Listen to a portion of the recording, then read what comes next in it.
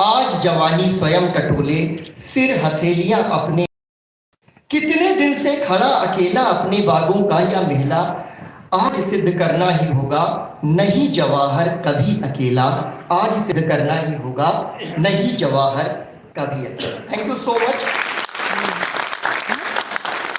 So now I would like to request Aditya and Akash to come on the stage for proper release of today's, program, Nehru's India, led by Professor Aditya Mukherjee and others. I would like to request all the speakers into the chair.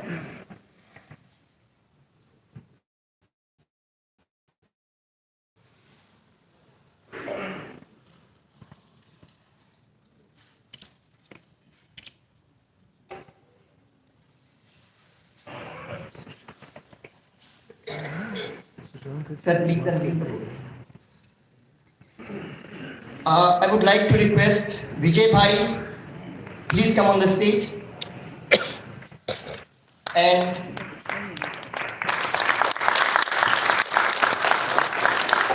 Penguin India, the lady who is representing Penguin India. So, okay.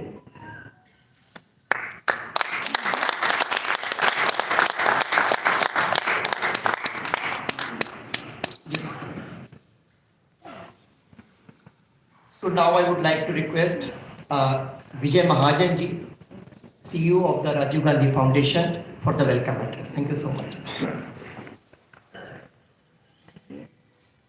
Distinguished panel on the stage and very distinguished audience, I'm delighted that the house is full. Nehru, Jawahar akele nahi.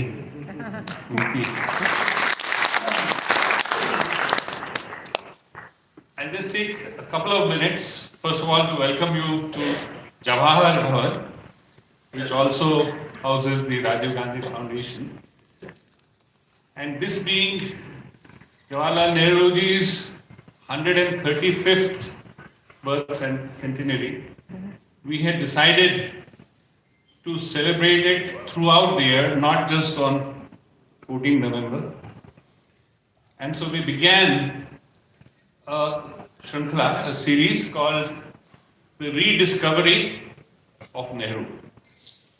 And we came up with that name because, of course, all of you know that Nehruji wrote Discovery of India.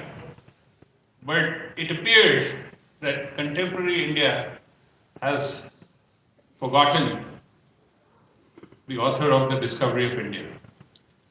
To the point where somebody mentioned to me on 14th of November evening when we were having an event here, that the Times of India New Delhi edition of that day did not have the word Nehru in all of its 20 pages. That's the nation's so-called foremost newspaper on 14th of November. So the rediscovery of Nehru is essential, but it's not essential only in places like Jawahar Bhawan or India International Center or other places where South Delhi denizens gather. It's necessary in the bastis of Delhi, it's necessary in the Hindi belt, it's necessary in the rural areas. And so we picked different ways to reach the people. All the way from puppet shows to street theatre, to regular theatre shows, to specially designed programs like Nehru Nama, done by Saida Hamidji, to running a campaign on social media. And you'll be very happy to know that on 27th May, which was Nehruji's death anniversary, 3 weeks before that, we started a campaign on Nehruji, and it reached 2.1 crore viewers. 2.1 crore. So, if nothing else, just going by the social media account, I think Nehruji is very much in the hearts of the people. We just have to cut through all the lies and all the hate that is being spread about him, and not only about him, but about so many of other institutions, norms that were established in the early part of this nation by Nehru and by so many others. So this program is one in that series. We have, of course, been running another series of lectures and book discussions, usually compared by Professor Purushottam, who is somewhere in here in the audience, which is called the Nehru Dialogues. But this being a very, very special program, we thought that we should have not one or two speakers, but a whole galaxy of speakers. And so we're delighted that Professor Aditya Mukherjee accepted our invitation to do it here in Jawahar Bhawan, and thank you very much.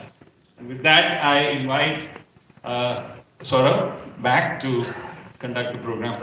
Thank you very much.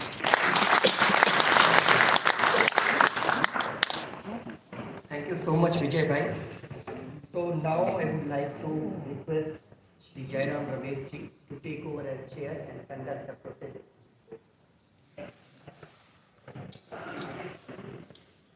You should be the target of the chair.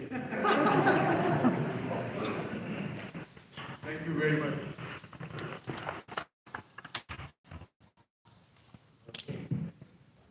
Thank you very much. Hello. Well, thank you very much. And we have a very distinguished galaxy of speakers. So I'll start right away. And I think first to speak this evening will be Professor Manoj Jha.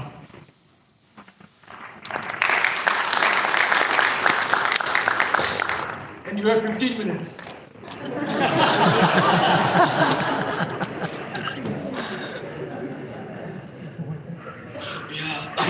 शुक्रिया जयराम जी.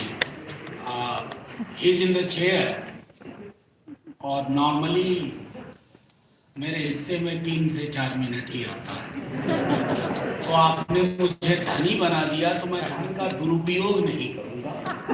और बस एक बार अगर 9वें-10वें minute के बाद आपको ये संकेत मिले कि मैं चुप होने वाला नहीं हूँ, तो इशारा कर दीजिए.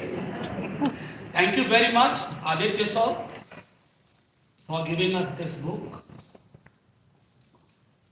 Thank you for a lovely photograph of Jawaharlal Nehru. कोई गुस्सा नहीं है. He was the first Prime Minister immediately after the partition. कोई गुस्सा नहीं, कोई आक्रोश नहीं, किसी से कोई घृणा नहीं. लेकिन आज सारी बुनियादें बदल गई. ऐसी वाली तस्वीर कोई ढूंढ के दिखा दी इन वालों की. आपको नहीं देखा. Anyway, it's a kind of capsule जो आदित्य जी ने लिखा है. मैं जब हिस्ट्री कांग्रेस में जा रहा था तो उससे पहले भी उस पेपर को मैंने पढ़ा था. Very rich in referencing. I can see large number of students.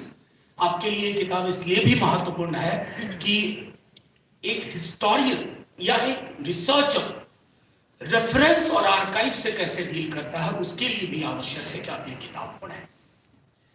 अब आते हैं जवाहरलाल नेहरू के बारे में जो कई सारी चीजें हैं इस किताब को. ये किताब अब मैंने तकरीबन 2 बैठक में खत्म कर दी.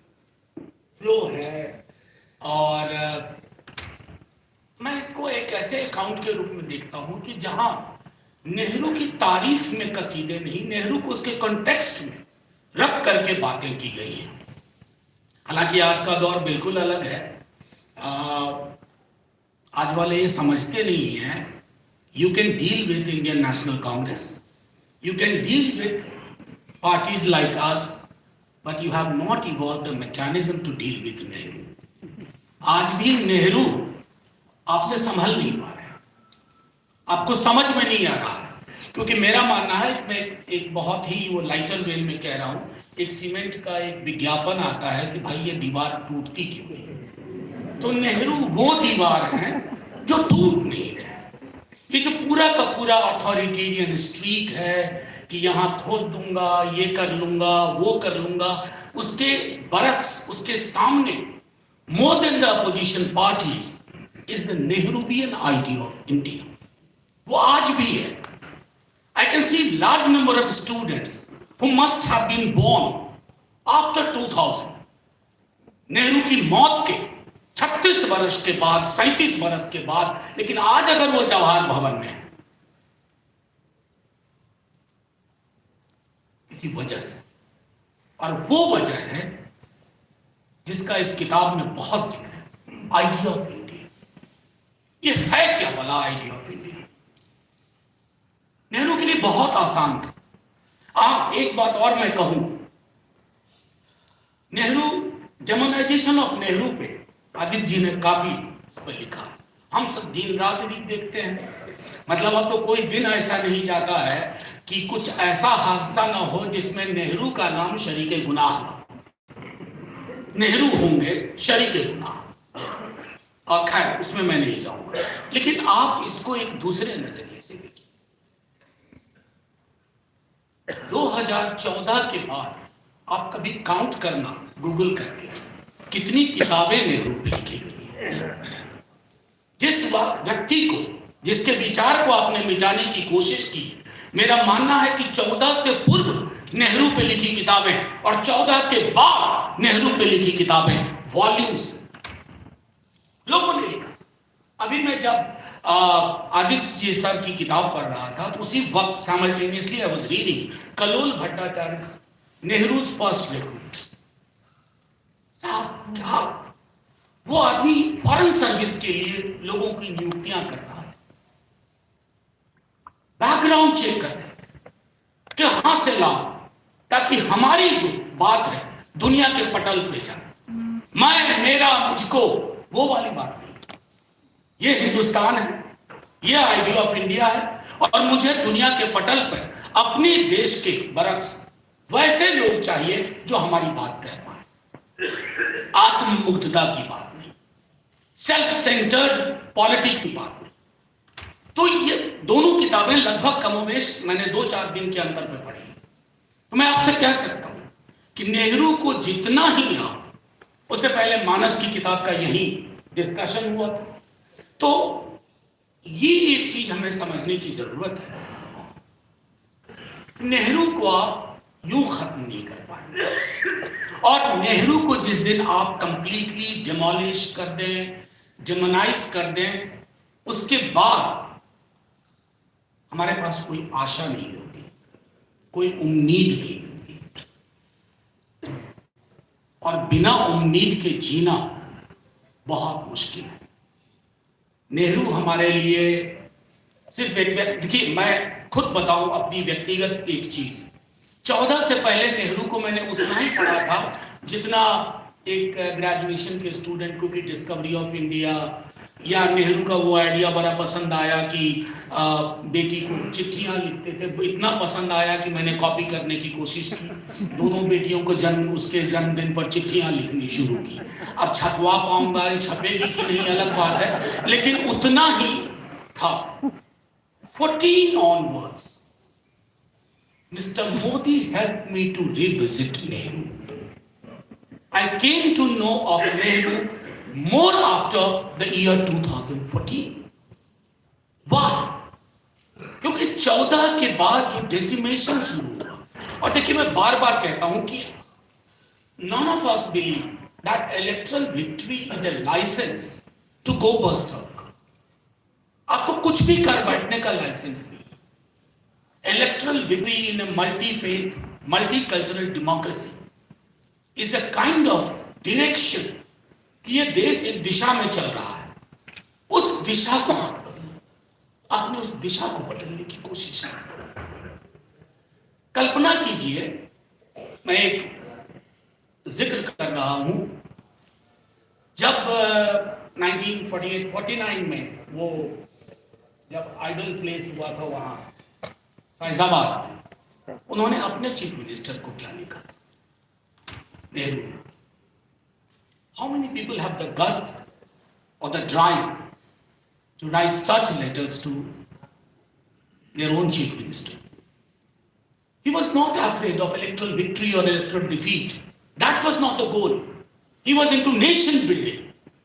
और उनके लिए वो चीजें इतनी महत्वपूर्ण थी कि जोड़ जोड़ के चीजों को, चाहे साइंटिफिक टेम्पो हो, उन्हें मुश्किल नहीं पता थी। जिस देश में लिटरेसी का ये आलम हो, जिस देश में सुपरस्टिशन, ब्लाइंड फेथ और रीजन का फर्क तब भी कोशिश की जा रही थी खत्म की जाए, उसके बीच में एक रास्ता तलाशना, एक देश गढ़ना, आई एम सेइंग दिस, बुनना, उसकी बनावट तय करना, ये सिर्फ एक प्राइम मिनिस्टर के रूप में वो नहीं कर रहे थे. He was doing it as the head of the family, particularly after the death of his own guardian, Mahatma Gandhi. So many of tragedies were at the back of the mind of that person, Jawaharlal Nehru. Yet, he built things meticulously. Institution builder, democracy. Today, when we raise certain issues in parliament, at the back of our mind is that this democracy has been shaped by people like Jawaharlal Nehru. आज जब हम ऐसी चीजें देखते हैं कि जहां मन हो कोई खुदाई चालू कर, रिग्रेशन की इंतहा हो गई. Our support, ideological support, comes from Nehruvian idea of India. And this idea, thanks to people like Aditya sir and others, this idea shall keep on coming back again and again to pose a challenge to the current regime. अभी विजय जी जिक्र कर रहे थे कि times of India में, I am thankful to Seema ji's previous newspaper, Express. मैं हर साल नेहरू के बर्थडे पे एक चिट्ठी लिखता हूँ. मतलब ये खत लिखने की प्रवृत्ति मुझको नेहरू से ही आई. तो नेहरू ने दूसरों को लिखा तो मैं नेहरू को लिखता हूँ. इस बार तो नेहरू जी की तरफ से मोदी जी को लिख दिया. पढ़ा नहीं मोदी जी ने, पढ़ा कि नहीं पढ़ा, पढ़ा भी होगा तो कह रहे होंगे कि ये मौत के इतने साल बाद भी पीछा नहीं छोड़ रहा है. So I just cut it short. Jairam ji ने इशारा कर दिया. नहीं, घंटी नहीं बजाई. जयराम जी खुद ही टारगेट रहते हैं चेयर की, इसलिए उनको उसकी पीड़ा पता है. मैं सिर्फ इतना कहना चाह रहा हूँ कि all of us who are here today, and I have said this number of times, Nehru is copyleft. It is not the copyright of Indian National Congress. Nehru is the heritage of India. Like the monuments we have, Nehru is our monument. And that monument, the ideas behind that monument has to be preserved. If possible, this is time of counterfactual imagination. लोग imagine करते हैं ना कि फलाना जगह फलाना चीज थी. कोई तो कह रहा बकिंगम पैलेस के नीचे भी कोई विष्णु मंदिर था वगैरह था. So I have a very simple counterfactual imagination. If possible, bring Nehru back again. Thank you. Jai Hind.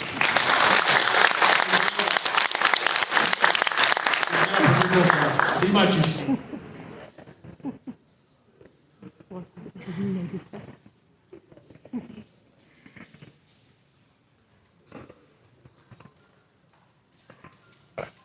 Thank you and a very good evening. Somebody on the panel clearly doesn't like me to put me here after Manoj Jha, but I'll do my best to not completely fall flat.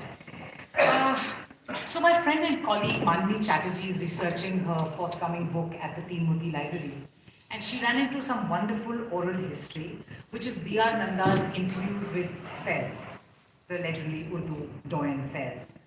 And there's large chunks of it on Faiz on Nehru. So I thought it was just so apt, and I banged into her yesterday, and she told me about it. One of the first things Faiz told B.R. Nanda in this interview was, when he met Nehru before independence at a Progressive Writers Association meeting in 1940, Nehru buttonholed him and asked him, has none of you done a proper translation of the International? So fairs, etc. Just backed off and said, no, I haven't done one. He said, well, that's the first thing you progressive writers should do.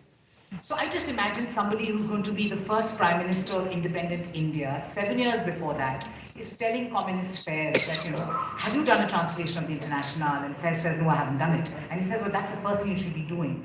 But I don't think that should surprise people much, because this is something that comes up in Aditya's book too, that Aditya Mukherjee, a famous communist leader, MP, said it, that actually the word socialism in India owes Nehru a lot.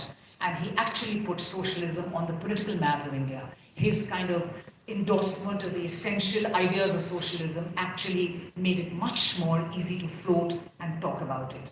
There's more on Fairs. Fairs served time in jail thrice, and in between jail and out, he happened to meet Nehru several times. And he was once lounging in a coffee house in 1960, and he suddenly had one highly desperate Pakistani diplomat run up to him and said, Nehru wants to see you. So he said, what?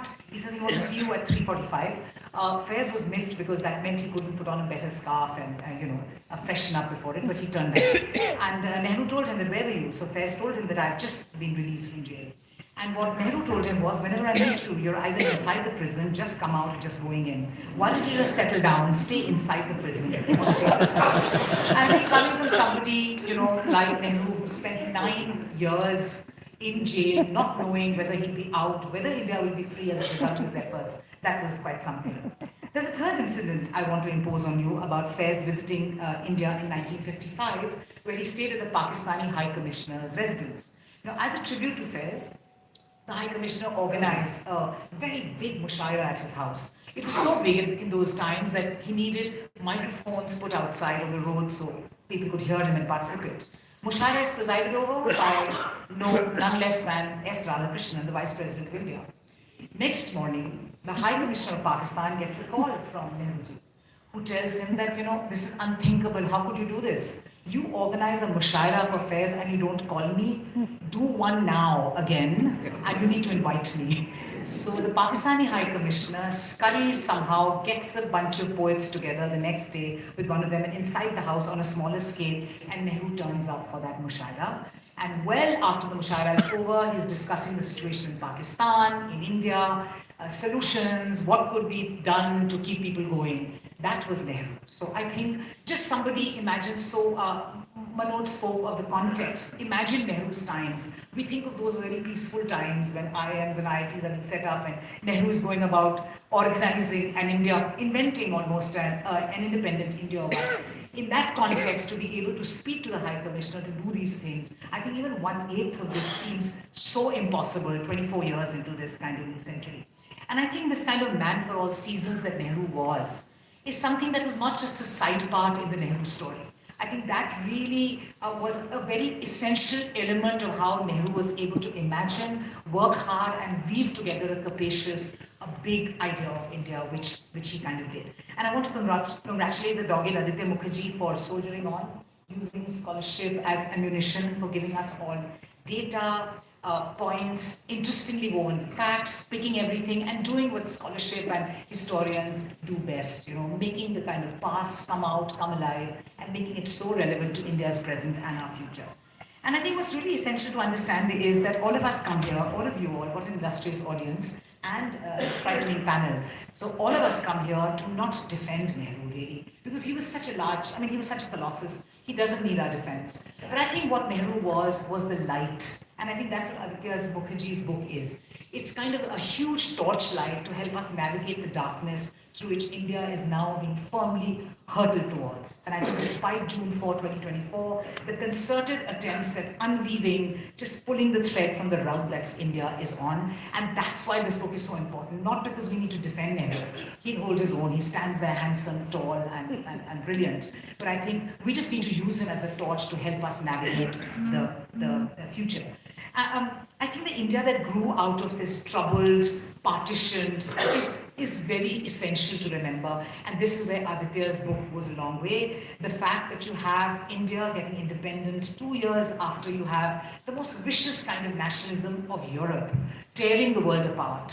the fact that India adopts a composite nationalism, accepts words like equality, fraternity, justice, liberty, are all acts of extreme audacity and courage that Nehru almost single-handedly pulled. And I don't say that as an exaggeration, as if there were sort of two segments in the Congress and Nehru held one ground. If you really read now, and we are reading much more of Nehru at those times now, you find how single-handed and alone Nehru is, with this whole bunch of some extremely bad-tempered and angry chief ministers, all the satraps they were powerful people who held on, who did their best to bully Nehru, did things like, welcoming the RSS people back into the Congress when Nehru was away on a trip abroad. He has to come back and reverse that and threaten that I'll resign if you do that. And that's when the party goes back and reverses this formulation. So Nehru was not only kind of battling the British, he was battling his own party, and his ability to kind of pull himself to be a kind of a scholar, an academic, an extremely eloquent man, and yet be a man of the people. And he was a popular figure. It was dangerous to go out and say that I will fight communalism alone at that time. It was not a popular idea. It seems like a very popular idea now, but imagine in the throes of a partitioned country, for somebody to go out with a gun in the capital and say that, come and get me.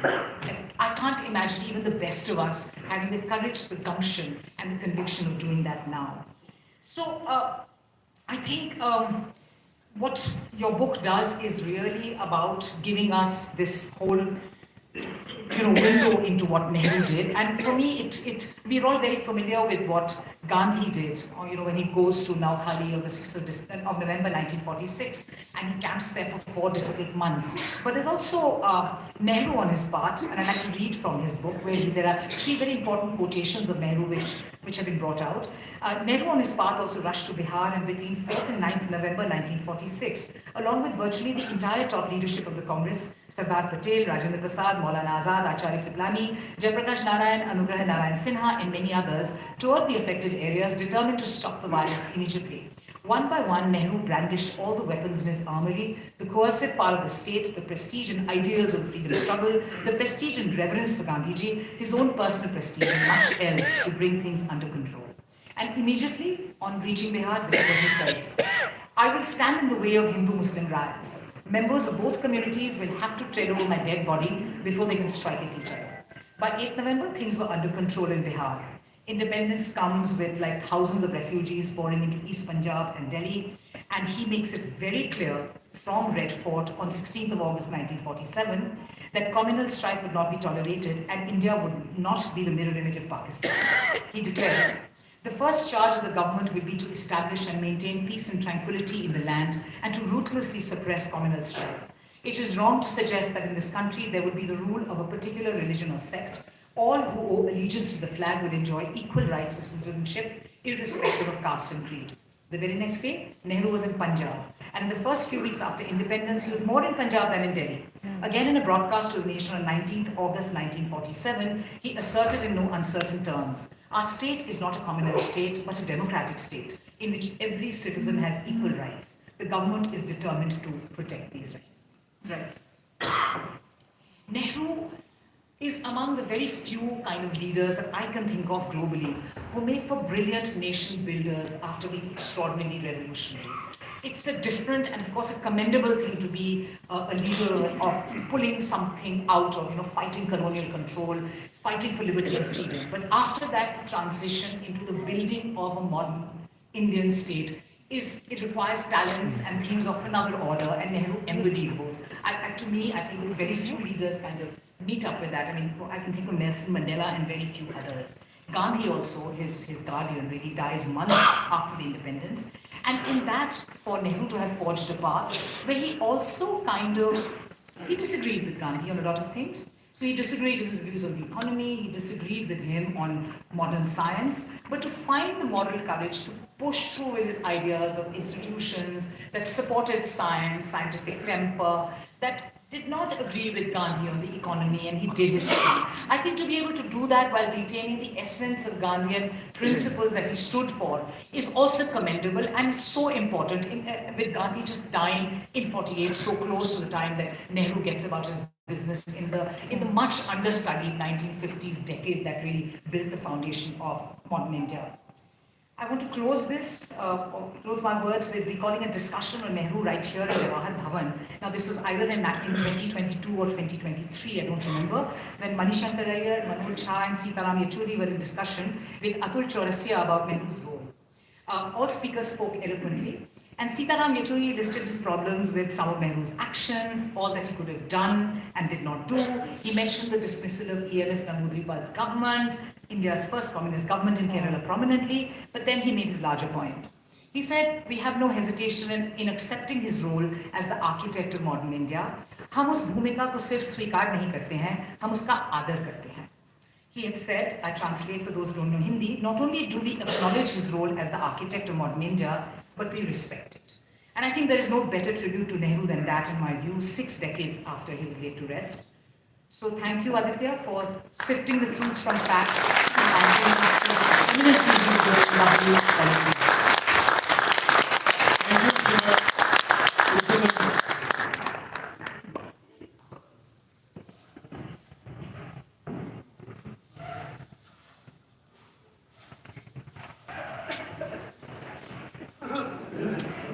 Seema.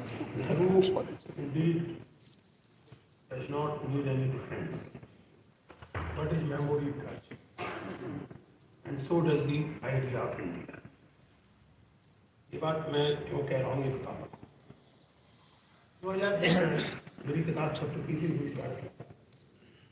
तो मेरे एक दोस्त ने सोचा कि मेरे जन्मदिन पर वो मुझे नेहरू जी का एक छोटा सा स्टैचू करे। उन्होंने ऑनलाइन सर्च किया, गांधी जी के स्टैचू अवेलेबल थे, अम्बेडकर के थे, रस्ते का था, नेहरू का कोई स्टैचू अवेलेबल नहीं। नंबर 1। नंबर 2, उसी समय कोविड के दौरान एक वेबिनार का निमंत्रण मुझे मिला, मैं उसमें बोला भी, और वो वेबिनार था रिक्लेमिंग रिपब्लिकन डेमोक्रेसी। तो उसका जो कॉन्सेप्ट नोट था, उसमें रिपब्लिकन डेमोक्रेसी के सिलसिले में, खासकर हिंदुस्तान के संदर्भ में, गांधी जी का नाम था, एम.एन. रॉय का नाम था, अंबेडकर का नाम था, नेहरू का नाम नहीं। तो आप सबके प्रति पूरे सम्मान के साथ, यहाँ मौजूद सभी मित्रों के प्रति सम्मान के साथ, और ये खतरा उठाते हुए कि मेरी बातों से आप में से कुछ की भावनाएं आहत हो सकती हैं, there is no need to be unnecessarily self-congratulatory. Let us face the fact कि जैसे आदित्य मुखर्जी ने अपनी किताब में डेमोनाइजिंग नेहरू कहा है, उस प्रोजेक्ट में उन्हें बड़ी हद तक कामयाबी मिली। मेमोरी को एरेज करना डेमोनाइजिंग से कहीं ज्यादा खतरनाक है। और जो जनरेशन ऑनलाइन शॉपिंग करती है, ये एक सिंबॉलिक है। आप केवल सरकारी खादी भंडार में नहीं, किसी प्राइवेट दुकान में भी चले जाइए, इस जैकेट को आजकल मोदी जैकेट कहा जाने लगा। मैंने जिस दुकान से जैकेट खरीदी थी, वहाँ मैंने उससे कहा कि मान्यवर, मोदी जी का जन्म तो तब तक हो गया था, लेकिन वो जैकेट पहनने लायक नहीं हुए थे।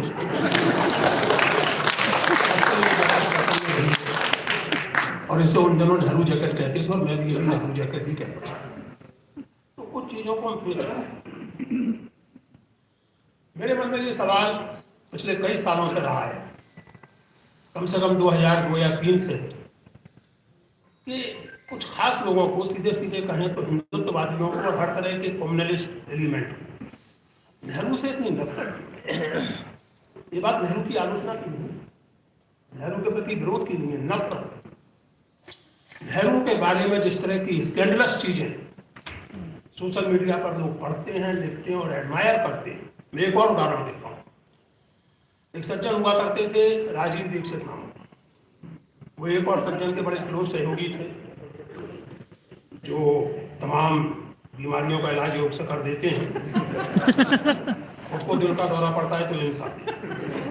एनीवे, तो उनका एक वीडियो, आप हो सकता है वो अभी भी इंटरनेट पर हो, मैंने भारत माता की भूमिका में उसका जिक्र किया है।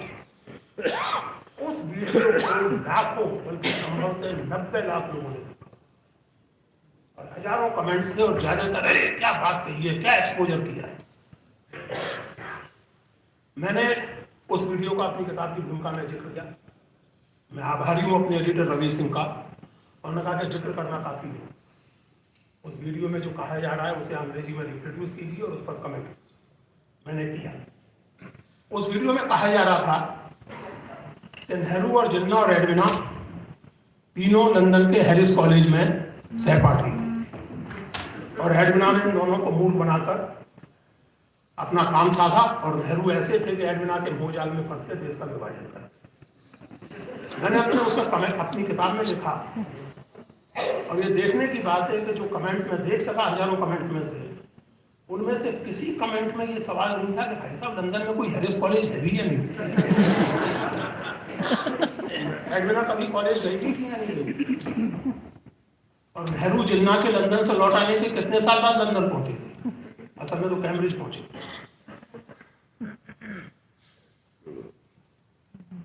जब आप किसी से नफरत करते हैं तो उसके बारे में कही जा रही स्कैंडलस से स्कैंडलस बात को आप स्वीकार करते हैं। ये एक स्वाभाविक मानवीय वृत्ति। ऐसा नफरत का माहौल नेहरू के प्रति बनाने में उन लोगों ने कामयाबी हासिल की है कि आप कोई बकवास नेहरू के बारे में कर दीजिए, ज्यादातर लोग स्वीकार करें। इस सच्चाई को हम फेस करें। और ऐसे में इस किताब का आना इसलिए महत्वपूर्ण लगता है मुझे। आइडिया ऑफ इंडिया की चर्चा बहुत होती है। मैं प्रोफेसर मुखर्जी को इस बात के लिए बधाई देता हूं कि उन्होंने इस बात को अंडरलाइन किया कि आइडिया ऑफ इंडिया केवल एक कल्चरल एक्सप्रेशन नहीं है। आइडिया ऑफ इंडिया का मतलब केवल प्लूरलिज्म और टॉलरेंस नहीं है। उसमें उन्होंने फीचर गिनाए हैं: independent, self reliant, opposing imperialist domination globally. This is the first point of Nehru's idea of India, according to Professor Mukherjee, and I totally endorse this of idea of India. इसी तरह democracy, secularism, pro poor orientation, modern scientific outlook, ये सब चीजें उस idea of India में शामिल। और जिन लोगों की चर्चा इन दिनों हो रही है, जिनकी हम बात कर रहे हैं, उन्हें आइडिया ऑफ इंडिया से सिर्फ इसलिए नहीं है कि उसमें इंक्लूजन और सेकुलरिज्म, उन्हें आइडिया ऑफ इंडिया से चिढ़ इसलिए भी है कि उसमें एक strong component of anti imperialism है, उसमें एक strong component of progressive and scientific outlook. Idea of India is not just a matter of emotions and Hindu Muslim Bible, it's a much more complex phenomenon. दूसरी बात, नेहरू को appropriate करने में विफल रहे हैं। गांधी को कर लिया, पटेल को कर लिया, अम्बेडकर को भी कर ही रहे हैं और तमाम लोगों को। ये सवाल बार बार उठता है लोगों के मन में कि नेहरू को एप्रोप्रिएट करने में विफल क्यों है या उसकी कोशिश क्यों नहीं करते। उसका कारण है, कारण उसका ये है कि हमारे तमाम राष्ट्रीय नेताओं में Nehru was the most consistently modern. Nehru बहुत अनएम्बिगुअसली मॉडर्न व्यक्ति, और इसके साथ ये सबसे क्रूशियल है, मॉडर्न होने का एक मतलब मान लिया गया है पॉपुलर से लेकर एकेडमिक डिस्कोर्स तक में कि मॉडर्न का मतलब है ट्रेडिशन से ब्रेक। नेहरू उन रेयर लोगों में से थे जिनके लिए मॉडर्निटी ट्रेडिशन से ब्रेक नहीं थी बल्कि ट्रेडिशन का ऑर्गेनिक एवोल्यूशन।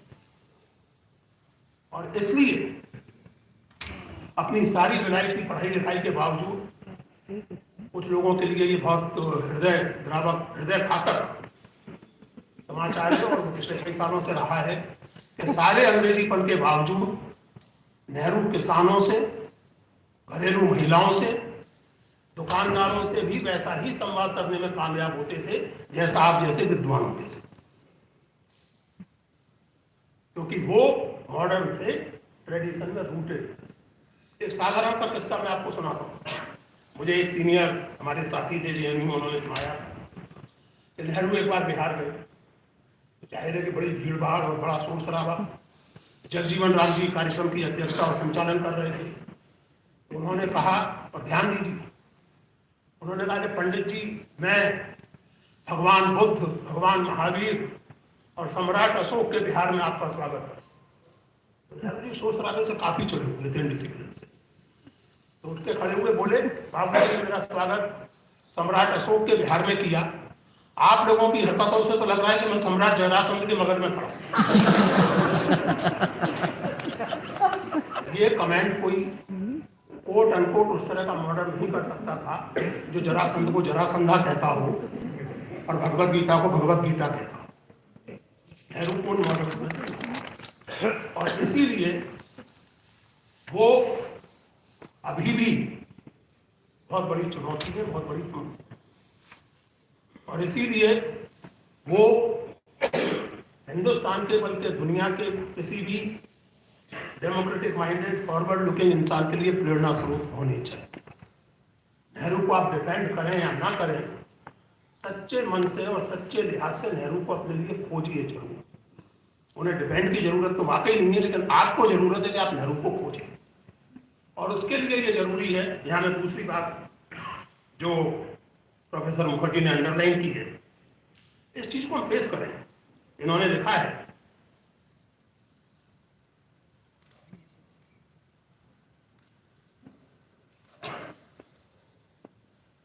इन्होंने लिखा है कि हमारे यहाँ जो प्रोग्रेसिव और सेकुलर फोर्सेस हैं, they have been gradually ceding the nationalist space to RSS हैं।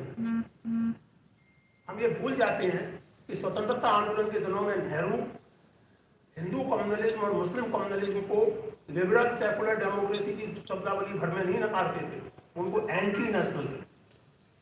नेहरू के मुहावरे में Hindu Mahasabha was as anti national as was Muslim, for the simple reason because if you take India as a nation, idea of a nation, then both these variants of communalism are equally dangerous to that idea.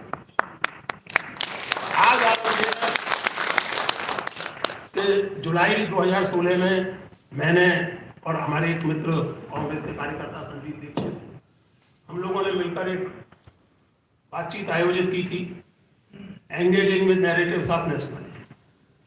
उस बातचीत में हमारे तमाम liberal और Democrat जो मित्र आए थे, उनका रवैया कुछ ऐसा था कि जैसे शुद्ध ब्राह्मणों की सभा में माछ भात के लिए बुला लिया। नेशनलिज्म पर बात कर रहे हैं हम लोग। Nationalism you know is a very reactionary ideology, it's a regressive ideology. तो संदीप दीक्षित तो खैर पॉलिटिकल आदमी, उनमें तो अपार धीरज है, मुझमें नहीं।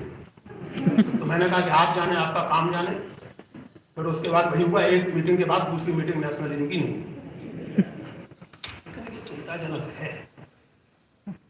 आप हिंदुस्तान के नेशनलिज्म को 18वीं और 19वीं सदी के यूरोपियन नेशनलिज्म के पैमानों पर नहीं नाप सकते, और इस अर्थ में ये सही है कि India as a nation is outlier in Eurocentric definition of nationalism और nation, but it does not mean that India is not a nation as such. India is a nation of a different type, and that difference has to be understood and appreciated. मैं जवाहरलाल नेहरू के अपने एक उदाहरण से इस बात को समाप्त करता हूँ। ये उन्होंने दूसरे महायुद्ध के दौरान कम्युनिस्टों को संबोधित करते हुए बात कही थी, डिस्कवरी ऑफ इंडिया। राष्ट्रीयता पिछली तरक्की, परंपरा और सामूहिक अनुभव की स्मृति है। मैं डिस्कवरी ऑफ इंडिया से अनुवाद करता हूँ। समाजवाद जिसकी पृष्ठभूमि में सर्वहारा है, इसका मजाक उड़ाता है, इसे आउटडेटेड कहता है, ये भूलते हुए कि जब कोई संकट आता है तो राष्ट्रीयता उठ खड़ी होती है। उसी का बोलबाला रहा है। लोगों ने परंपरा में ताकत और राहत खोजी है। राष्ट्रीय परंपराओं में लौटने की बात असल में मजदूर और मेहनत कशों में ज्यादा दिखाई दी। जाहिर है कि ये बात नेहरू केवल हिंदुस्तान नहीं बल्कि हिटलर के खिलाफ दूसरा महायुद्ध लड़ रहे रूस के संदर्भ में भी याद दिला रहे थे कि मजदूर और मेहनत कशों में राष्ट्रीयता की भावना कहीं ज्यादा प्रबल होती है। दोस्तों, हम में से बहुत सारे लोगों को लगता है, और आप अगर देखें तो हमारे पॉलिटिकल डिस्कोर्स में ये चीज आती है कि साहब वो मंदिर मस्जिद रोटी की बात करें। तो केवल एक निवेदन करना चाहता हूँ कि गरीब से गरीब आदमी को एक सेंस ऑफ सेल्फ होता है।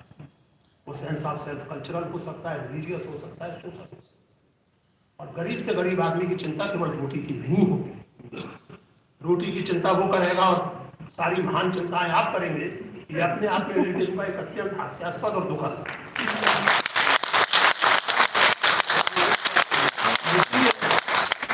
रोटी की चिंता करो ये कह करके आप कम्युनल मोबिलाइजेशन का मुकाबला नहीं कर सकते। कम्युनल मोबिलाइजेशन का मुकाबला करना है तो you have to fight to regain the really democratic inclusive space of national, जिसे दादा धर्माधिकारी ने कहा था, और मैं समझता हूँ वो सबसे सुंदर एक्सप्रेशन है हिंदुस्तानी नेशनलिज्म के लिए, मानवनिष्ठ भारतीय, human Indian nationalism.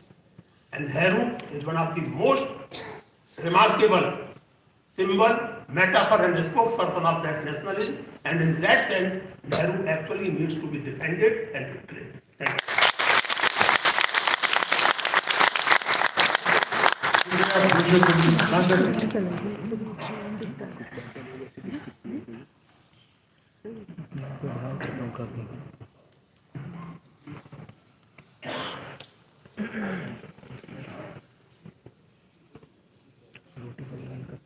Should I begin by saying wow?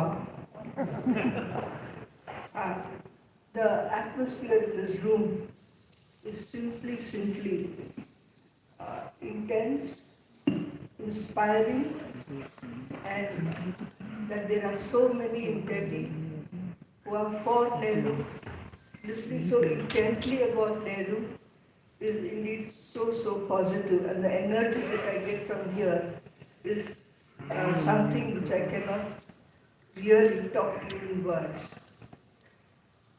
I hope this mood that there is in this room and what we heard from my fellow speaker, and I know also Professor Prabhat Pattnaik, is the mood of the country as a whole. This atmosphere that we have created here should be the atmosphere in every street, every mohalla, every village, north, south, east, west, everywhere. I think Aditya's book tells us that this is what our duty is and this is what we have to do. For Aditya, I know Professor Aditya Mukherjee has said whatever he has said in this book 100 times, 1,000 times, million times, and he has never tired of it. He keeps saying the same thing each time with a new energy, the way you do a prayer, as if it was the first time you prayed. And I think that is what is so important about the book, that you have to talk Nehru 100 times, million times, and tell people in the country, tell everyone that Nehru stood for the kind of imagination of India which was unparalleled. In fact, the objects, the resolution of the Constituent Assembly is exactly what the preamble was about. And it was Nehru who drafted it.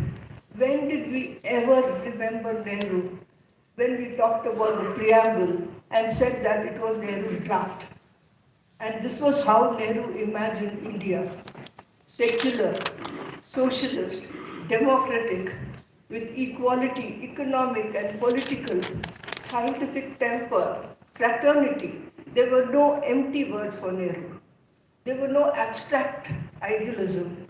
There were products of struggle for land, for workers' rights, against communalism, for democracy, against imperialism. There were real issues crystallized as abstract notions. Now we are fighting the abstract notions, forgetting that they were a product of struggle, the huge nationalist movement that was fought in the country. We often think of, as Aditya said in so many occasions, that revolution was American Revolution, French Revolution, Russian Revolution, Chinese Revolution, but when was it ever thought that Indian nationalist movement was revolutionary? It was the largest non-violent mass movement over 100 years for an hegemonic battle against colonialism and slavery and imperialism. Did we ever describe India's mass movement as revolutionary? This is what I learned from Aditya, from the JNU historians, that we have to recognize India's movement as revolutionary movement in which millions have participated and internalized the imagination of India. And I do hope that we actually talk about it as revolution. We also, I think when Aditya talked about how Nehru was demonized, it's so clear that the intent was to really demolish what Nehru stood for. In fact, these were the hazards that the Hindutva Rashtravadis, the Hindu communalists, fought against and found a real threat. Sometimes I wonder that maybe we have not understood Nehru as much as they have. The Hindu communalists knew Nehru like behind their palm. They knew everything. And they knew none of those principles that Nehru stood for was for them and their imagination of India. Their imagination of India was a Hindu Rashtra which based on hatred, which all of us know, on exclusion, and which Nehru called in many, many ways. I would like to read some of them. Fascism, and he would say, and anyway, I think I'll just. So, in a way, Nehru called the Hindu-Muslim, Hindu communalism and the Muslim communalism leading to fascism, and especially he was very, very upset and angry that one was equating nationalism with Hindu communalism. That, I think, was the tragedy that we are facing today. Even the journalists call it Hindu nationalism today. I think we should stop calling Hindu nationalism, Hindu communalism as nationalism. It is essentially fascist. And Nehru said in so many words, in so many places where Aditya has shown, where Nehru wrote letters to the chief minister, where Nehru wrote essays, where Nehru pronounced before independence, during independence, after independence, that fascism and authoritarianism is what is the outcome of Hindu communalism. And I think this we should remember. I think we should remember and internalize every value that Nehru stood for. Unfortunately, although I am known as a child rights activist, sometimes I'm saddened that Nehru has been reduced to Children's Day. And not even Children's Day. He's much more than Children's Day. Much more than how we have to celebrate him. You know, even in Children's Day, why don't we have themes? Like how there are International Child's Day, there is a theme, Children and Agriculture. So Nehru and democracy, Nehru and secularism, Nehru and foreign policy, Nehru and Panchashil. No. All that one knows is Nehru wore that waistcoat and he had a red rose. Whomever I ask of their childhood, because I have to prepare for today's lecture, I ask them, what is it about Nehru that you remember? Two things, red rose, which is of course very important, but not so important for me. And the other thing they said was, oh, those boring lessons in social studies textbooks about the 5-year plans and the Panchashil. And those boring social studies and history teachers who told us we could actually leave it in choice. You don't have to do it and study it because it's so boring. I can't teach it to you, you won't learn. And that was the refrain of at least 20 people I spoke about my age, I'm now 75, and the others on how they learned about Nehru and history. And why are we so alarmed that this is what is happening today when we did nothing about Nehru? Why are we so angry? Why are we so saddened? Why are we taken by surprise that there is this communal monster that is around? What did we do as our duty to celebrate India's nationalist movement, to celebrate Nehru, to celebrate Gandhi, to celebrate all those who fought for freedom? I think our fault is a lot more than the communalists and their fault sometimes. We should do much more. I'm afraid that actually when I sometimes think I go to villages in Bihar, in Jharkhand, in Orissa, in Telangana, and for the last 6 months going villages after villages, and I find youth are seeking guidance. They don't want the saffron flag. They don't want communalism. They want guidance. They want an ideological framework. They believe in equality. They believe in social justice. The young Dalit, Adivasi and poor youth They're so different from the urban youth that we know. But there are so many of them looking for leadership. There's so many of them who want to be recognized, who want to be visibilized. There is a boy who goes every morning to do gathering children to do exercises, and then they talk about the preamble. Preamble has become a prayer in so many places. Why don't we publicize them? Why don't we just tell these youth that, look, you have Nehru. You are also a Nehru. Do more of it. I think we should not be thinking that we are in a hopeless terrain. Look at the number of people who actually voted against the communal forces. Let us not get despair. Let us not go into hopelessness. And I think hope is power. I think we have to use that weapon. Believe in youth. Trust them. I say urban youth, the energy that the youth and the student power has, none of us will have. We can only give lectures. I think they will have to be given the tools, the weapons, the armory to fight the communal struggles. And I agree with Professor Agrawal that the communal fight has to be fought as much as we fight for equality, social justice, and other idealist principles. One last thing I thought at a personal level I have to say, which is somewhat disturbing, that which Nehru also said, of course, that we must stand openly and bravely with the minorities and the Muslims particularly. I believe so. I believe strongly that we have to stand by the Muslims, and it is a pity that it has to be an act of courage and bravery that I stand with minorities. It's a shame that if I'm standing with minorities, I have to take off my fear, that I have to be fearless in doing this. What nonsense is this? I mean, it is so scary to even say that I am a friend of Muslim. It is so scary to even say, let me put it this way, that there are many friends I have, and many of those in my daily lives who are Muslims, but I never thought of them as Muslims. I thought of them as a carpenter, a plumber, my own private secretary, my friend, and so many of them.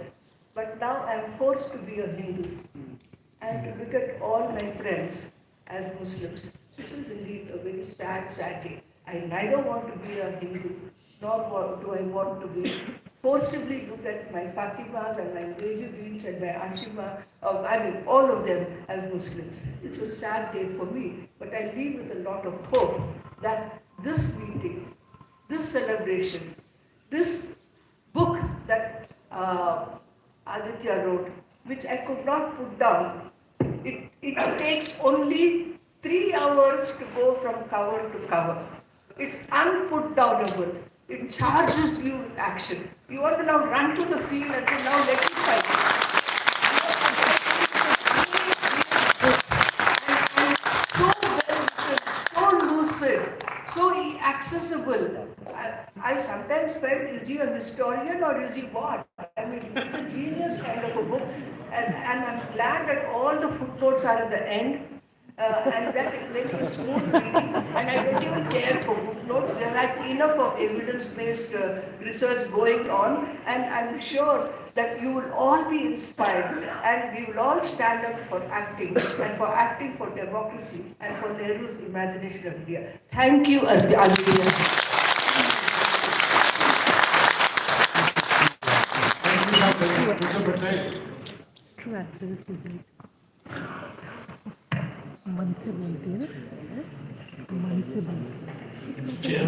Dear friends, first of all, I'm extremely grateful that I have been given this opportunity to express my compliments to Aditya for this wonderfully written book, full of scholarship and of course extraordinarily timely, as Ifansa points out in the introduction.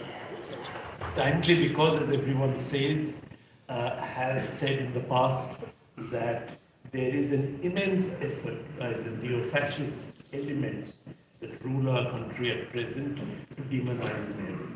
In fact, No other leader of the anti-colonial struggle is as demonized as Nehru is.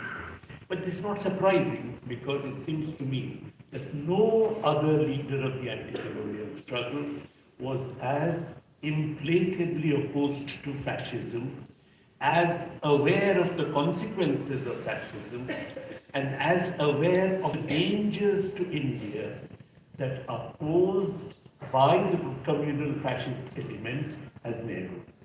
In fact, there is an incident which I'm sure almost everybody in this hall knows, but may I nonetheless repeat it. When Nehru was coming back after Kamala Nehru's death, there was a stopover on his way from Switzerland to India in Rome, where Mussolini was very keen to have a photo op with this Indian anti-British leader. But Nehru was so aware of the fact of being used by the fascists in Duce that he did not agree to it. Mussolini sent an emissary who pleaded with Nehru throughout his stopover, but Nehru didn't even get down from the plane. He simply kept sitting where he was, but he would not give an opportunity to Mussolini to actually get photographed with him. Now that was his awareness. I can't imagine any other leader at that time having that kind of a depth of understanding of it.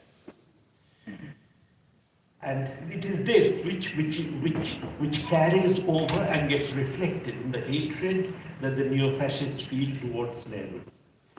But of course, the opposition to Nehru, as Aditya has said, comes not only in the last 10 years, comes not only from the neo-fascists. In fact, he quotes two economists, Meghnad Desai and Tirthankar Roy, as saying that the first 40 years after independence were a waste.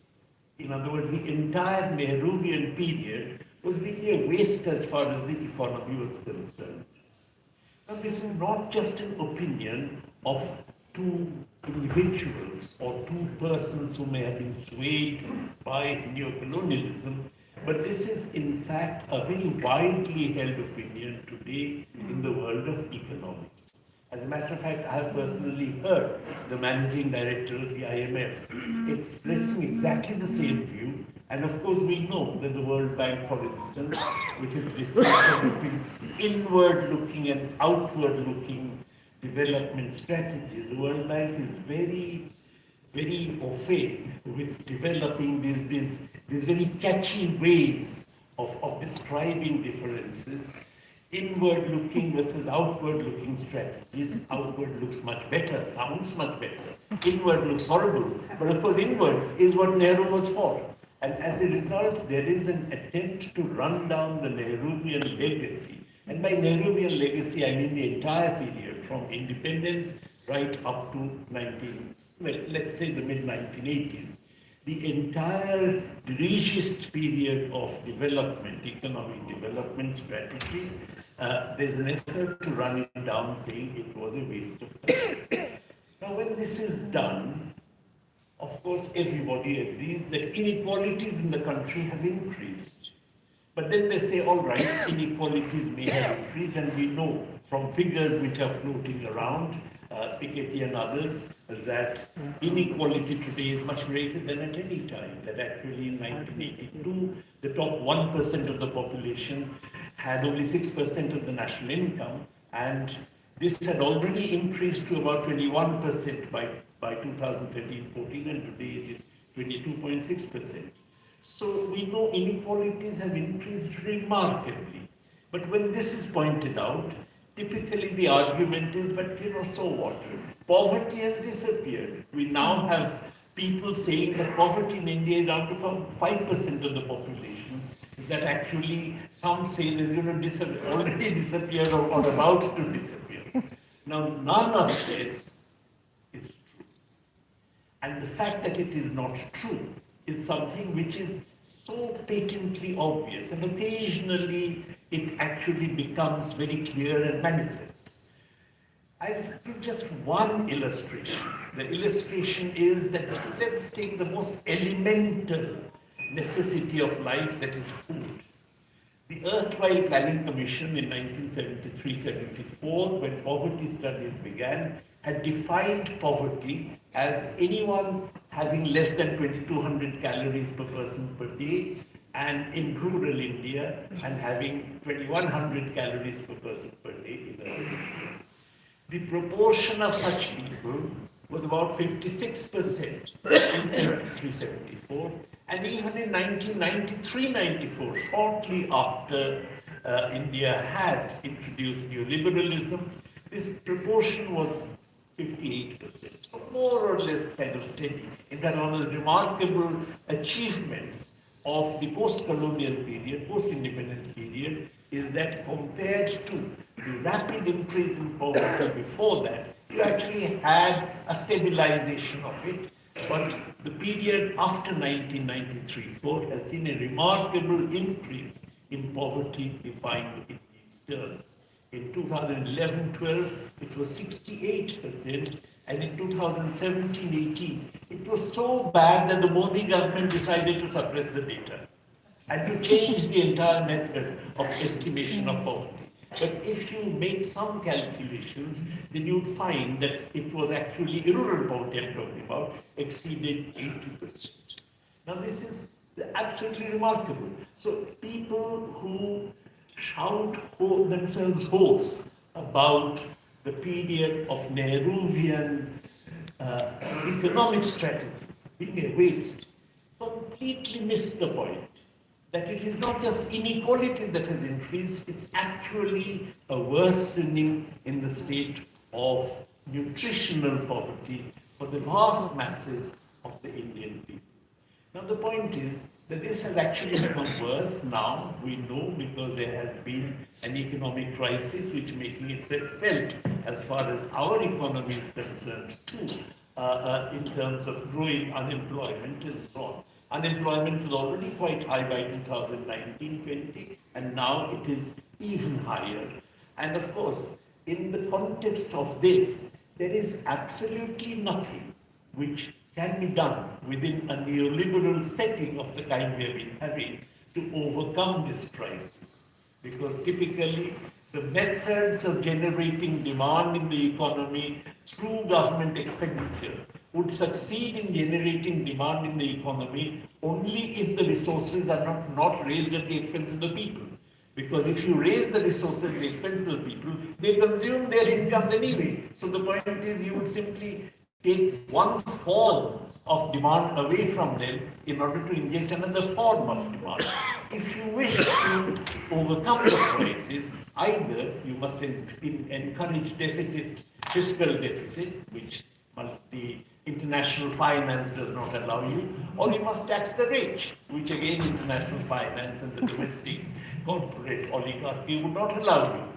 Therefore, there is no way that we can actually either overcome the nutritional poverty or overcome the unemployment and crisis which currently afflicts the economy by the neoliberal methods. And neoliberalism, in my mind, is what provides the basis for neo-fascism.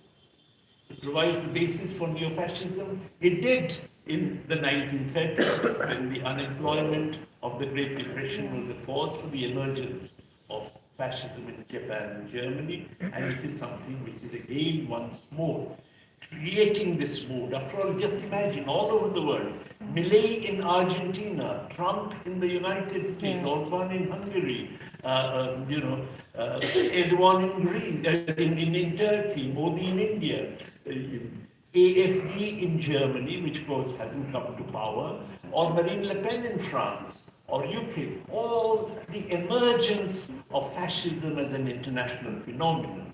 Because the crisis of neoliberalism, which cannot be overcome within neoliberalism itself, you have to have once more a revival of a Nehruvian kind of thinking. And to my mind, it would be the ultimate vindication of Nehru that, as a matter of fact, to revive the economy, we have to go back to the kind of economic regime that he had advocated all his life.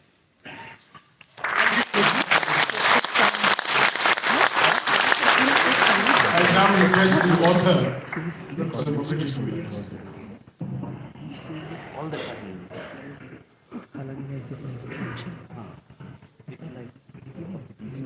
We're actually running almost 15 minutes ahead of you, which is unusual in such countries. I won't take advantage of that. And I'm grateful to the organizers, Rajiv Gandhi Foundation, the Anhad team led by Shabnam, the national movement led by Saurabh Bajpai, and my scientist and poet friend Jawahar Raza for making this event possible. I'm also extremely grateful for such an esteemed panel who have made time to come and speak at this event, particularly two members of parliament while the parliament is in session. And I'm really, really very grateful. And as you can see, that they do not belong to the same party at all, and yet they're all Nehruvians. And I think that speaks volumes. I'm grateful also to Penguin for publishing the book, and equally importantly for their resolve to bring it out in Hindi very soon. I'm humbled at the presence of the people on the dais who are much better experts on Nehru than me perhaps, as well as so many in the audience who I know are experts on Nehru. I'm humbled to speak about Nehru in their presence.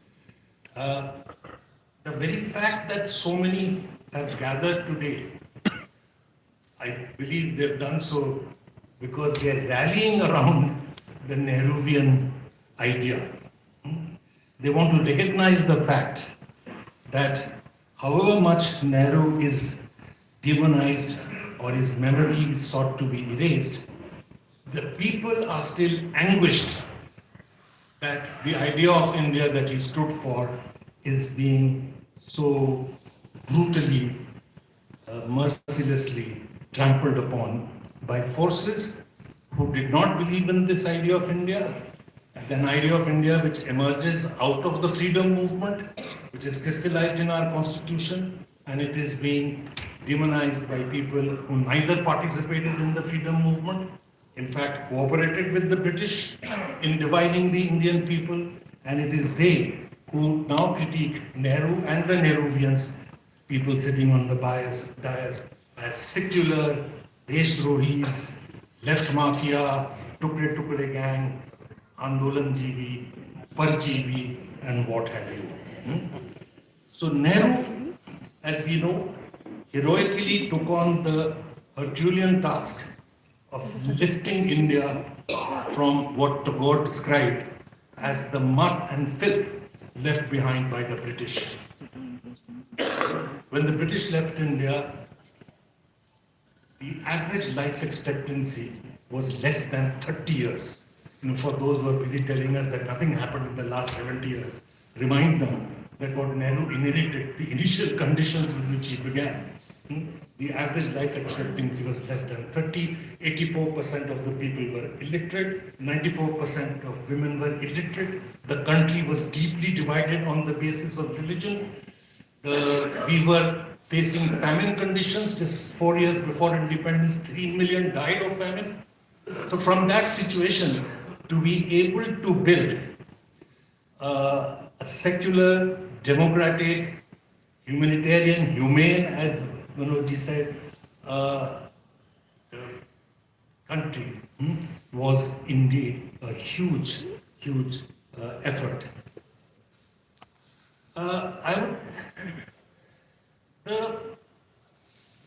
The legacy that Nehru left behind was one which was not only something that he left behind for the Indian people, but I believe for the peoples of the world, all over the world, who came out of colonial domination and were now trying to bring in modernization. And he left behind a model of trying to do so with democracy and sovereignty intact. I think Prabhat made references to the Nehruvian model, being in fact, I believe, and I've argued that in the book, it is a unique model in world history where you make the transition to industrialism and to modernization with democracy and sovereignty intact. No country ever did it. So it's something that we must recognize and learn from. Nehru's enormous contribution to the making of modern India has been reiterated by the earlier speakers. I think India was lucky that at the time of the birth of the nation state, to have had a leadership of the quality and caliber of Gandhiji and Nehru. Imagine today having a prime minister who is educated. That's asking leave alone a great global statesman with exceptional intellectual caliber who could inspire poets, writers, revolutionaries. Seema has talked about fairs. If you read Purushottam's book, you will see so many examples of poets, writers, revolutionaries being inspired by him, of film actors, musicians, scientists, economists, historians, bureaucrats, social activists, as well as the common masses getting inspired by Nehru. This is absolutely amazing. He, like Gandhiji, inspired the highest ideals of humanity among people, rather than appeal to the basest instincts in order to gain popularity, as is being done today. I have in this book tried to detail some of the key lessons we can learn from Nehru in today's dark times. I've discussed how Nehru laid the foundations of a democratic structure and democratic institutions in India, a legacy we seem to be abandoning, with the world at large no longer accepting India as a democracy. The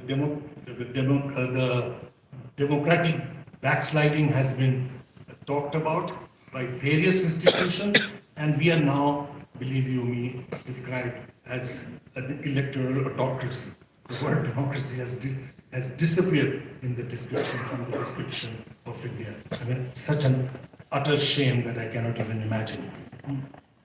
We now, I've talked about the pro-poor orientation that Nehru brings about, how he makes the socialist objective acceptable to a wide variety of Indian people. And in a situation of today, I constantly refer back to what is happening today, where we are witnessing, as Prabhat has pointed out, obscene levels of inequality, while we go about bragging of the number of millionaires, never mind the skullduggery with which they got their fortune. They are now even being protected, so much so that you cannot even discuss them in Parliament, despite the best efforts of members here. You cannot even discuss them. That is the level at which our democracy has reached. I've talked about Nehru. I think an important aspect is anticipating the knowledge revolution from the 1950s itself. One of the first in India to anticipate the knowledge revolution, move in that direction. The first plan is not only about steel plants and irrigation dams, it's all about setting up of knowledge institutions, of which all of us are product, and which enables India's current economy. More than half our GDP is produced by the service sector, and the service sector, to a very large extent, is based on the knowledge economy. I have also talked about Nehru promoting a scientific temper. He's talking of a university where, I'm quoting him, tolerance, reason, adventure of ideas, and the search for truth will occur. In a situation now where we are putting students in jail without bail, without a trial for years, such as my own student Umar Khalid, and in a situation where our Prime Minister and our Vice President, in their utmost discovery of science, talk about plastic surgery in ancient India, and the Governor of Bengal talked about Arjun having nuclear-tipped arrows, and as a result he got promoted to becoming Vice President. and so on and so forth. And of course, the radar's not going through clouds and stuff like that. So scientific temper has been made a matter of joke. I will today highlight only two aspects in the given time that I have, which probably hasn't been talked about so much. The first one, which is I have a long section in the book on Nehru and the discipline of history. While writing this, I was absolutely awestruck by Nehru's deep understanding of the discipline of history and his ability in practicing that discipline himself. It is not for nothing that perhaps the tallest living historian that we have in India, Professor Irfan Habib, who very kindly also wrote the foreword to this book, that he should say the following. While referring to Nehru's outstanding historical works, The Glimpses of World History, his autobiography, and The Discovery of India, all written in jail between 1930 and 1944, Irfan Habib says, these prison works invite comparison in both quality and quantity, mind you, in both quality and quantity with the kind of writing that the iconic intellectual Antonio Gramsci produced as a communist prisoner in fascist Italy. And this is also in the context, as Purushottam referred, that the communists at some points of time did not understand this. They were critical of Nehru. And I think Professor Habib is really making a very important point, reminding everybody that we need to remember him in the right spirit. And he goes on to say, there are true similarities in both Gramsci's writings and Nehru's.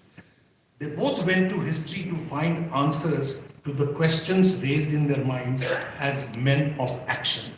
That is, in order to do what they want to do for the future, they went back into history. And Nehru does a wonderful job of that.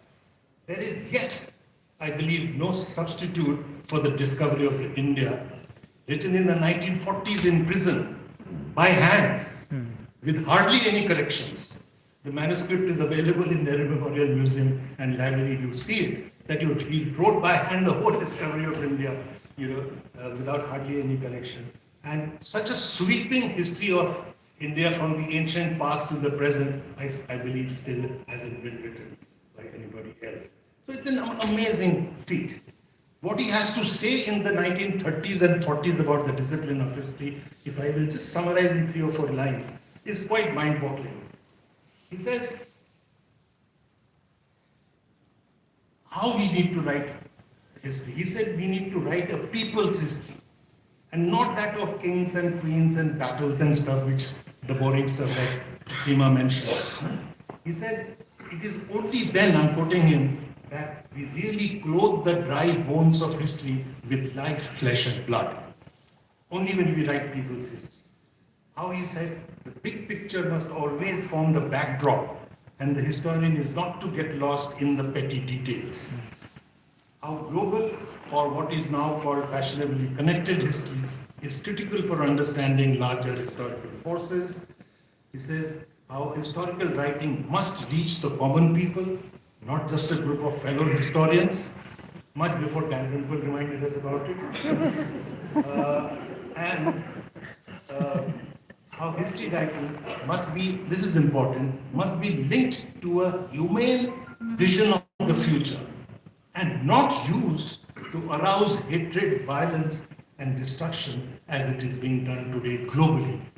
The use of history and memory to promote violence globally is a huge phenomenon, and Nehru is warning against it in the 1950s. I will particularly focus today only on one factor, which is Nehru and what we can learn from him about combating communalism. Many in the dais have spoken about it. I would just like to add my 2 bits to that. As has been said, Nehru was faced with the communal challenge, the biggest challenge to the idea of India at the birth of the nation itself. The period 46 to 48 was what can be described as a Holocaust-like situation. 500,000 people killed, millions made homeless, 6 million refugees coming into India, the communal temperature at its peak, and at the end of it, we have the murder of the Mahatma. And Nehru says it was not an act of an individual. He describes, I'm quoting him, he described it as an effort at a coup d'etat, which was planned to enable the group concerned, and he means the RSS, to capture power. That is, they were trying to utilize the situation of communal frenzy to change the nature of the state itself and capture power. And to the eternal regret of the communalists. And that is why they hate Nehru so much. Nehru, along with other stalwarts of the freedom struggle, did not allow the heightened communal situation to change the vision of the freedom struggle. Gandhi and Nehru made the protection of the democratic rights of every citizen of the country the primary objective. Gandhiji's last fast was to say that every Muslim who has been thrown out of his home in Delhi must be brought back, the mosques must be repaired, otherwise he said, I will die. And of course he paid for it with his life. Gandhi and Nehru were not afraid of the F word. They openly, directly defended the right of every Muslim to be an Indian citizen, just like everyone else.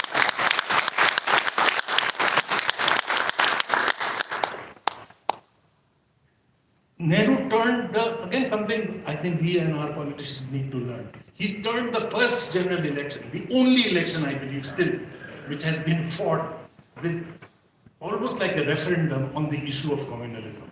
Do we want, he said, a Hindu Rashtra which will be a mirror image of Muslim Pakistan, or do we want a secular India? And he campaigned relentlessly all over the country with that, essentially that message.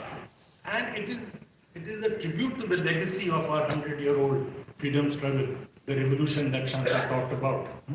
That at the end of it, in the first general election, within just a few years of the Holocaust-like situation of communal frenzy, overwhelming majority of the Indians voted in favor of a secular India.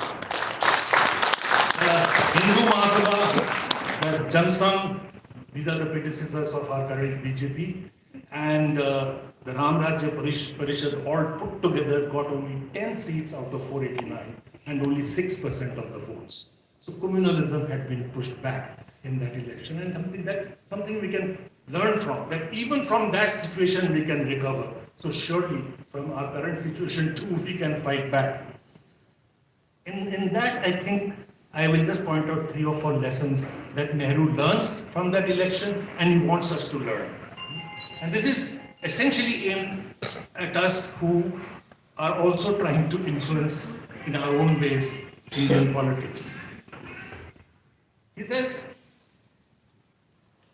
about the election, he says, having virtually decimated the communal forces in the first election of 51-52, despite the charged communal atmosphere, Nehru had the following to say, I'm quoting, "One good thing that has emerged from these elections is our straight fight and success against communalism. We have seen at last that we need not be afraid of communalism, we need not compromise with it. When we fight it in straight and honest way, we win. When we compromise with it, we lose." A lesson we did not learn. So from the mid-60s onwards, we began compromising with communalists. All range of secular forces compromised with communists in the provinces. In 1977, we did it at the national level. And in 1989, we again did it at the national level. So the BJP, which was with the Hindu communalists who were untouchables earlier, about whom you could not speak in decent company, now got legitimacy, and today they are all pervasive. So a big lesson needed to be learned there, and we still need to learn. We do not need to compromise with it in order for short-term electoral gains. Secondly, Nehru said that while electoral success is significant and heartening, it is now by no means a complete success. After the 51 victory, he is saying this. He says an ideological battle along with state power had to be used to uproot, I'm quoting him, this despicable communalism. It must be obliterated from the land so that it may not take root again. This poison has permeated the land. He warned that just banning an organization and putting them in jail, that is what was done, as you know, the RSS was banned and 25,000 of them were put in jail. After doing that, he says, just banning an organization and putting them in jail is not enough. He says, those who are impelled by faith can only be defeated by a higher idealism. And the higher idealism that Nehru offered was a humane, inclusive nationalism. Purushottam made references to this, that you cannot abandon the nationalist platform, as we have often tended to do, the secular forces in the country included, by denigrating our national movement, by making fun of it, from Gandhi, Nehru down to Tilak to whoever. We cannot allow, and that is what we've handed over on a platter almost, the nationalist platform to those who Nehru rightly described as anti-national. We cannot afford to do that. The nationalist space has to be recovered. And Hindu nationalism, this was referred to, and I've talked about that in a book. It's an oxymoron. In a multi-religious country, you cannot be Hindu nationalist. And therefore, Nehru called them squarely anti-national. We must bury this concept. It's their self-description. Nobody during the national movement called a Hindu communalist, Hindu nationalist. The word nationalist just did not gel with communalism. Communalism went with loyalism, just as secularism went with democracy. So the phrase was secular democracy and communal loyalists. And that is how we need to think about it. We must remember that we did none of this. We neither used state power, nor did we do an ideological battle. Despite Godra, despite 2002, and we were in power by meaning secular forces. For 10 years, 2004 to 14, nobody went to jail. Despite Godra, despite Justice Loya, despite the demolition, and neither was a mass level campaign launched to fight against capitalism. And this is something that we need to look at. Finally, Nehru was among the first, as has been referred to see communalism, I'm quoting it in his own words, as the Indian version of fascism. He called communalism as an Indian version of fascism. First, he described the Muslim League as a fascist party, and then he described the RSS and the Hindu Mahasabha equally as fascist. Amartya Sen later coined the phrase communal fascism, and Prabhat in a recent piece has described it as fascism arriving in camouflage. But I think there is now a general acceptance that what we are witnessing is the arrival of fascism. And Nehru warned us, again very early in 1951. He said, I'm quoting him, communalism is diametrically opposed to democracy and usually relied on Nazi and fascist methods. Ultimately, the result would be, if we follow this path, he says, ultimately the result would be similar to what happened to Hitler and fascism in Europe. I do not want India to follow this terrible path. It is not too late to heed this warning and attempt a course correction. We must remember the important lesson from history of fascism in the world is that you have to unite all anti-fascist forces if we are to defeat fascism. It is no longer a battle between the left and the right. It is a battle to save the great achievements of human civilization. It is a battle to save democracy and liberty from the forces of fear, hatred, and barbarism. India is today with this grave choice between these two alternatives, and we need Nehru's wisdom and his example to choose correctly and learn how to fight. Thank you very much.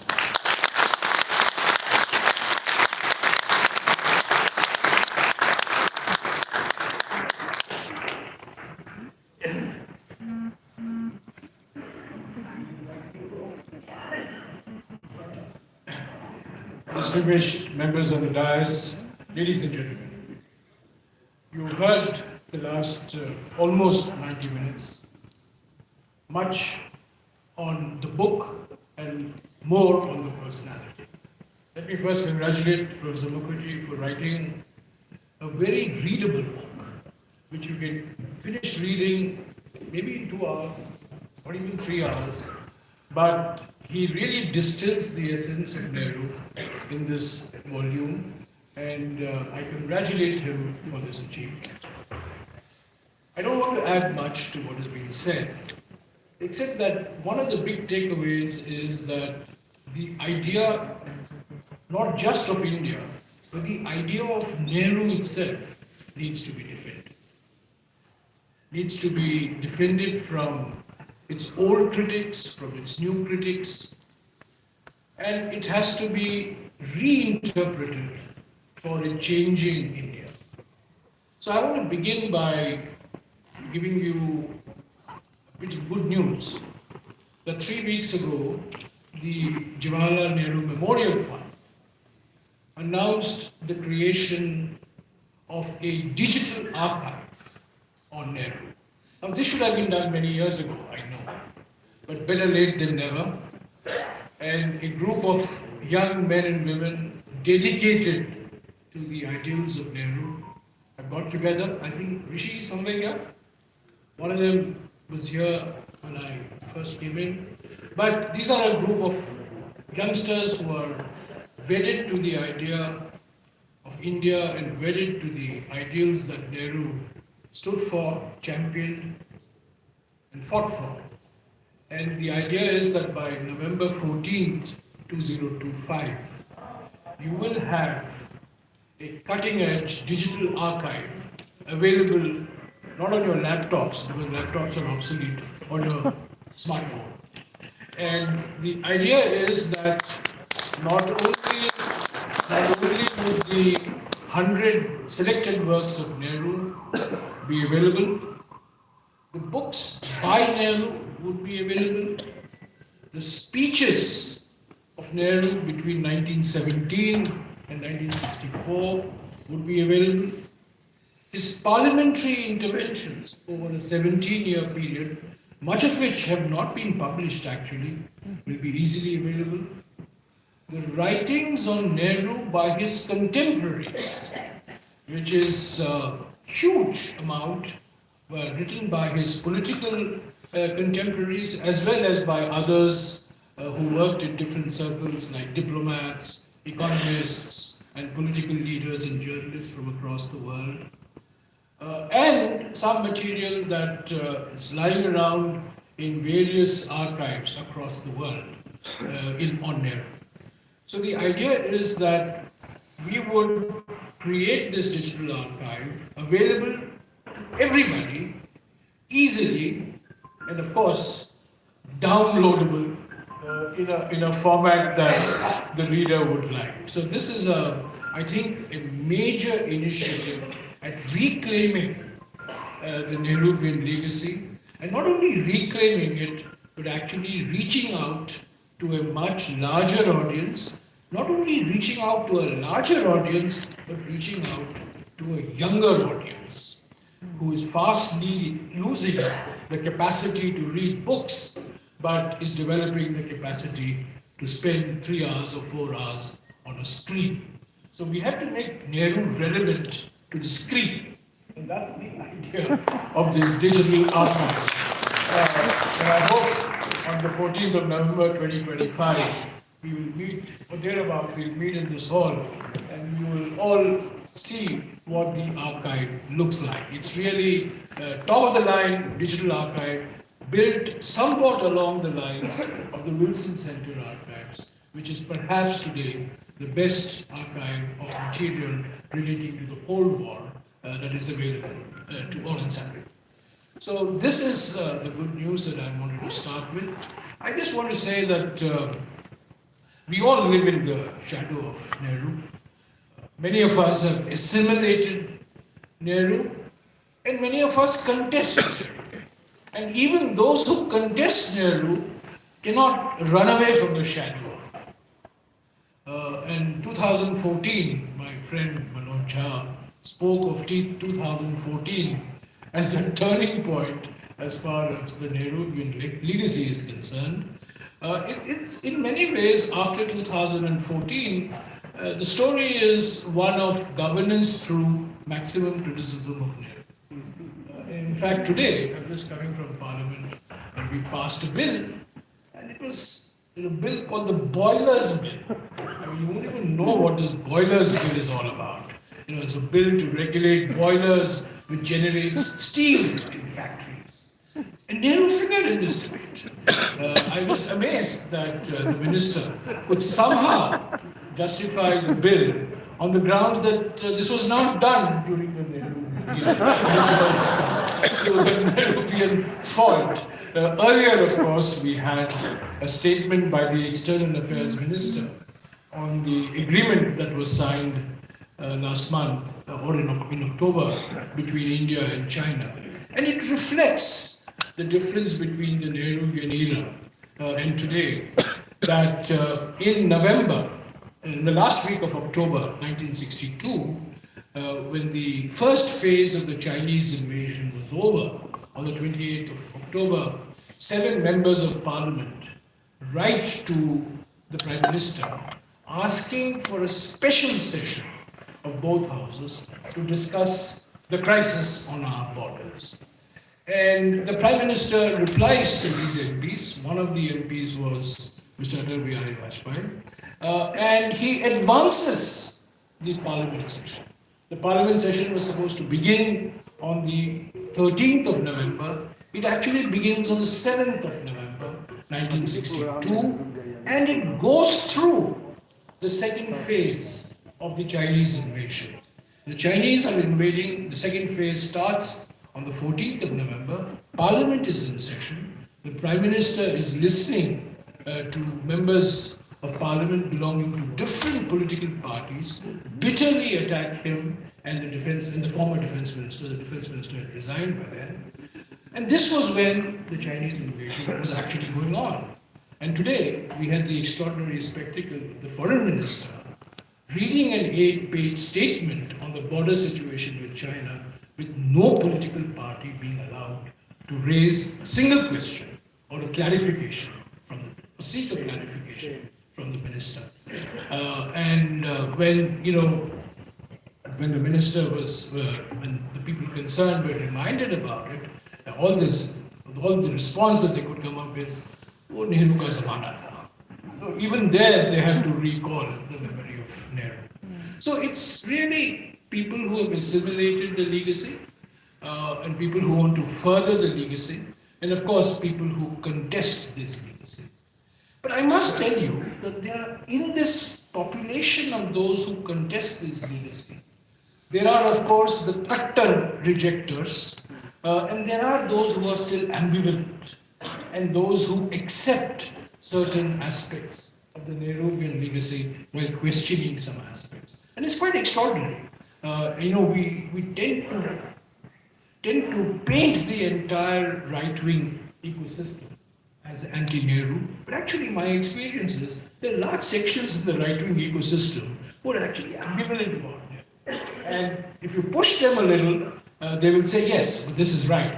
And they'll say, yes, this was demanded at that time. This was the context in which these decisions were taken. So people, are willing to admit that even those who are his critics, when push comes to shove, are willing to accept the fact that Nehru faced extraordinary challenges because of the period in which he lived and worked, and the responses that came about at that time were perhaps relevant or the only ones available to him in the 40s and the 50s and the early 60s. So I think we should build on this. I believe that the constituency who want to assimilate, who want to understand, and who want to appreciate the Nehruvian legacy is much larger than we give credit for. We think that there is a small minority of people who are admirers and assimilators of Nehru, and there's a larger and larger population which wants to reject him. I don't think that this is quite accurate. I think I am seeing this in the younger generation. I'm seeing this amongst the students I talk to, and even amongst people, as I mentioned to you, even amongst the people I interact with in political parties. Of course, there are people who have converted themselves to the Nehruvian worldview after 2014. Professor साहब, मैं कहना चाहता हूँ कि 2014 के पहले कई आलोचक थे पंडित जी के, वो 2014 के बाद प्रशंसक बन गए। 2014 अजीब सा मील पत्थर है। 2014 के बाद कई लोग पंडित जी के प्रशंसक बन गए हैं। मैं आपका नाम नहीं ले रहा हूँ, पर कई ऐसे विचारधाराएं हैं जो नेहरू के समय नेहरू की कड़ी आलोचना करते थे, पर 2014 के बाद वो नेहरू के प्रशंसक बन गए हैं, क्योंकि जो विकल्प वो देख रहे हैं उनके सामने उससे भी खतरनाक है। तो I think we should build on this advantage. I think we are getting a lot of ammunition from the current ideology, from the current ruling dispensation, to expand the Nehruvian footprint. And I believe if we embark on initiatives like the digital archive, and I agree with Aditya that we need more public action to take the messages of Nehru. The Bharat Jodo Yatra was one such exercise, the Bharat Jodo Nyaya Yatra was another exercise, and I'm sure there will be more such movements, more such initiatives to take Nehru to the people, the ideas of Nehru, not just the person, but the ideas of Nehru to the person. Finally, I just want to say that many political leaders aspire to be great. I think it's somewhat easy to be a great leader, but it's very difficult and almost impossible to be a great and good leader, a great and good man. And I think Nehru aspired not just to be a great leader, but Nehru aspired because of the Gandhian influence, because of the influence of Tagore, because of the influence of his father, and many other influences. Nehru aspired to be a good man. And I think if you go through the Nehruvian archive, if you go through the Nehruvian material, this goodness comes out in it. And I want to end by an example of that goodness concerning the person who has written the foreword to this book. The foreword to this book has been written by, as Professor Mukherjee said, India's most distinguished living historian, Professor Irfan Habib. And in August 1955, Irfan Habib's scholarship to Cambridge University had been turned down by the Home Ministry and the Education Ministry, then headed by Maulana Azad. The Home Minister was Kailashnath Karju, the Education Minister was Maulana Azad, and the files, which are available in the National Archives, to those of you who are interested, the files said that the scholarship should be denied to this young man because he belongs to the Communist Party. And Zakir Saab prevailed, who was then the Vice Chancellor of Aligarh Muslim University, prevailed on the Prime Minister to meet Irfan Habib. So on the 12th of August 1955, Irfan Habib actually goes and meets the Prime Minister. Prime Minister in 1955 was at the height of his glory, but he finds time to meet this young student from AMU, and immediately, maybe a few hours after his meeting, he writes a letter to which is available on the internet to those of you who are interested, writes a letter to Zakir Saab, a long letter about his conversation with Irfan Habib, and he says, personally, I have nothing against communists. I am not a communist, but I have nothing against communists. Because I do think that communists often behave like Jesuits, who are over scrupulous who are not very scrupulous in their dealing with others, but over scrupulous in adhering to the dogma of their creed. And the long letter that he writes, at the end, of course, he says, I am recommending to the Education Ministry that this young man be given the scholarship. It was a wonderful story, and there are numerous stories like this, where Nehru actually overcomes his ideological predilections and takes decisions. And these examples, the way he dealt with a young Atal Bihari Vajpayee, is now part of the BJP's folklore in the late 50s and early 60s. The way he dealt with Ramanor Loya.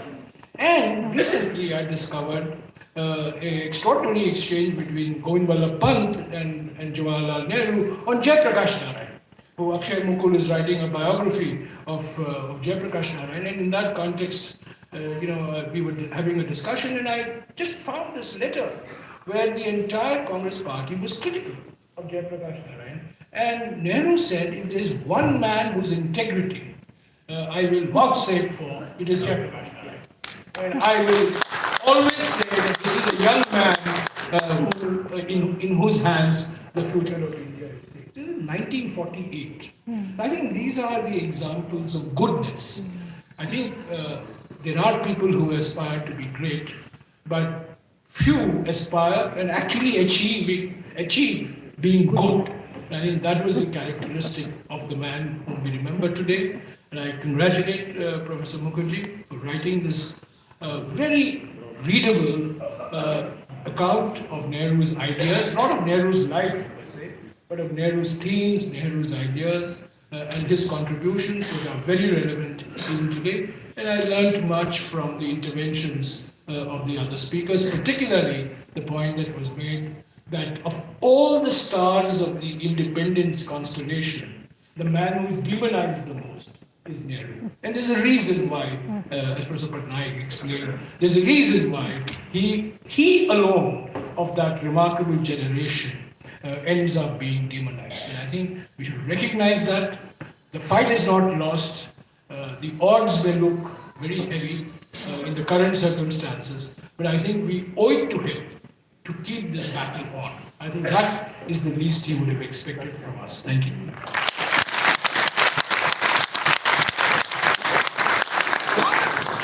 Thank you so much, Jairam Ramesh. I know it is too difficult to proceed towards the end of such a fabulous and enlightening program. Now I have to, ask for the vote of thanks. I would like to request Shri Premanka Goswami ji, Commissioning Editor, Penguin India, Random House. If he is here. Premanka Goswami ji.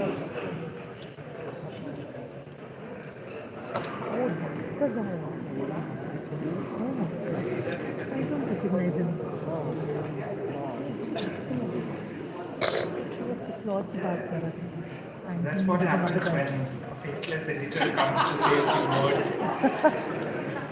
So good evening everyone and all the panelists. It's a great day for all of us because we have published Nehru's India by Professor Aditya Mukherjee, and when I saw him in the evening I said that it's finally happening today. For me as an editor and the publisher, Jawaharlal Nehru represents the power of ideas. His writings, thoughts and his opinions in pre and post independence Indias are amazingly relevant even 6 decades after his demise. We at Penguin are immensely happy to bring out Nehru's India, which is our first book in the Penguin history of modern India. So if you look at this book, it's a series. We are bringing out a cluster of books which will bring to light, the history of India in a very unique way. We sincerely believe that it's critically important to engage with Nehru's thoughts and ideas, and Professor Mukherjee's book deep dives into this to highlight Nehru's ideas and opinions and the importance of secularism, democracy, pro-people policies and scientific attitude and the importance of sovereignty. We take immense pride to be its publisher. And I'd like to congratulate Professor Aditya Mukherjee for this book, and there are many more books which are in the pipeline. Thanks to everyone at Rajiv Gandhi Foundation, everyone at Jawahar Bhawan. Thanks to Jairam, Ramesh, Manoj Jha, thank you so much. Seema Chishti, really thank you so much for your comments. Professor Shantha, Sinha, thank you very much, ma'am. Your endorsements really added value to our book. Professor Purushottam, Agrawal, thank you very much. Professor Prabhat, Pattnaik, and everyone who is here. While Jairam has just shared the possibility of bringing out the Nehru archives. From Penguin, I am so very excited to let you know that from 1st of January 2025, we are going to roll out something very interesting, and we are going to bring out all the writings of Nehru, and this we are calling the Penguin Nehru Library. So we are bringing out two editions of the Discovery of India, Glimpses of World History and Autobiography, both in hardback and paperback. Editing this book actually opened many possibilities for me as an editor. I started deep diving into the writings of Nehru, and I realized that it's so important to engage with him. And at some point, Professor Mukherjee and I were discussing, and it's there in the book, that at times we may call that Nehru is responsible for every potholes of India, but we cannot ignore him. So I'm so grateful to all of you, and it was a house full. And the author is here, book is here. Please don't forget to pick up your copies and get it inscribed by the author. Thank you so very much.